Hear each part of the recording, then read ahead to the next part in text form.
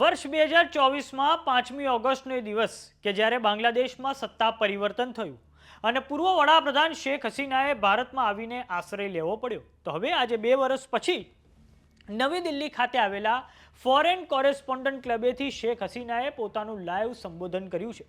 તેમનું આ ભાષણ વર્ચ્યુઅલ હતું, સાથે તેઓ પોતાના પરિવારના સદસ્યોને યાદ કરીને ભાવુક થયા હતા.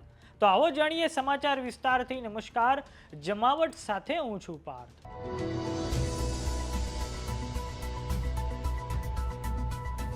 મને ખબર છે તેઓ મને જેલમાં પૂરી દેશે અથવા મારી પણ નાખી શકે છે, તેમ છતાં હું બાંગ્લાદેશ પાછી જઈશ. આ શબ્દો છે બાંગ્લાદેશના પૂર્વ વડાપ્રધાન શેખ હસીનાના. આજે શેખ હસીનાએ ફોરેન કોરેસ્પોન્ડન્ટ ક્લબેથી પોતાનું લાઈવ સંબોધન આપ્યું છે. આજે બાંગ્લાદેશના પૂર્વ પીએમ શેખ હસીનાએ લોકોને વર્ચ્યુઅલી સંબોધન કર્યું અને આ સંબોધન તેમનું 25 મિનિટ લાંબુ હતું. આ સંબોધનમાં શેખ હસીના દ્વારા કહેવામાં આવ્યું છે કે પાછલા 2 વર્ષથી મેં મારા પ્રિય બાંગ્લાદેશને મુશ્કેલીઓથી ઝઝૂમતું જોયું છે. આ એ બાંગ્લાદેશ નથી જેને અમે બનાવ્યું હતું, પરંતુ આ એ બાંગ્લાદેશ નથી જેની માટે વર્ષ 1971માં 30 લાખ લોકોએ પોતાનો જીવ આપી દીધો હતો. હું જુલાઈ અને ઓગસ્ટ 2024થી પોતાની સચ્ચાઈ રાખવા માંગુ છું. આ વિદ્યાર્થીઓનું કોઈ શાંતિપૂર્ણ આંદોલન નહોતું.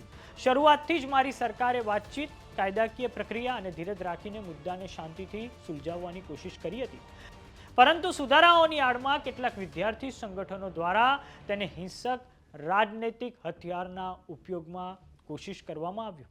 બાંગ્લાદેશના પૂર્વ પીએમ શેખ હસીનાએ બાંગ્લાદેશના પૂર્વ જે કેરટેકર વડાપ્રધાન હતા મોહમ્મદ યુનુસ, તેમનો પણ ઉલ્લેખ કરતા કહ્યું છે કે તેમની સરકારનું પોલીસ કર્મીઓના હત્યારાઓને સુરક્ષા આપવાનો નિર્ણય તેમના ઈરાદા જાહેર કરે છે.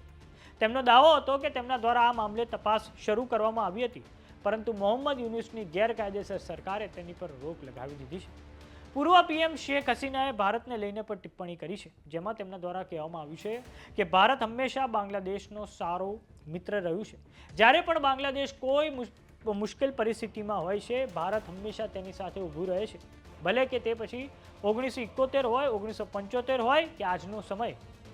સરકારો વચ્ચેના સંબંધો અલગ હોઈ શકે છે, પરંતુ ભારત હંમેશાથી એક સારો મિત્ર રહ્યો છે અને મને ખબર છે કે તે ભવિષ્યમાં પણ આવો જ રહેશે. હવે આપણે બાંગ્લાદેશના પૂર્વ પીએમ શેખ હસીના વિશે જાણકારી મેળવીએ.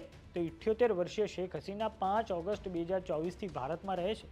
વિદ્યાર્થી આંદોલન પછી તેમની સરકાર પડી ગઈ હતી અને તેમને ઢાકા છોડવું પડ્યું હતું. ગયા વર્ષે નવેમ્બરમાં ઢાકાની એક વિશેષ ટ્રિબ્યુનલે 2024ના આંદોલન દરમિયાન પ્રદર્શનકારીઓ પર કાર્યવાહી કરવા બદલ માનવતા વિરુદ્ધના ગુનાના કેસમાં તેમને ગેરહાજરીમાં મૃત્યુદંડની સજા સંભળાવી હતી.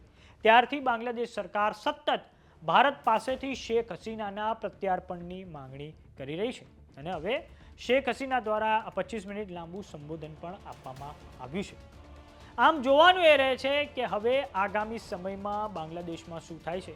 બાંગ્લાદેશમાં તાજેતરમાં જે ત્યાં સંસદની ચૂંટણીઓ થઈ ત્યારે પણ લઘુમતી કોમ અને ખાસ કરીને જે આપણો હિન્દુ સંપ્રદાય હોય તેની પર ખૂબ મોટા પાયે અત્યાચારો થયા હતા અને આ કારણે પણ બાંગ્લાદેશમાં હવે તાજેતરમાં જે પાકિસ્તાની જાસૂસી સંસ્થા છે ISI, તેનો પણ પ્રભાવ વધ્યો છે. તો સમાચારોમાં અત્યારે બસ આટલું. જોતા રહો જમાવટ. જો તમે અમને YouTube પર જોઈ રહ્યા તો સબસ્ક્રાઇબ કરો, જો તમે અમને Facebook પર જોઈ રહ્યા તો ફોલો કરો, WhatsApp ચેનલને જોઈન કરવાનું ન ભૂલતા. નમસ્કાર.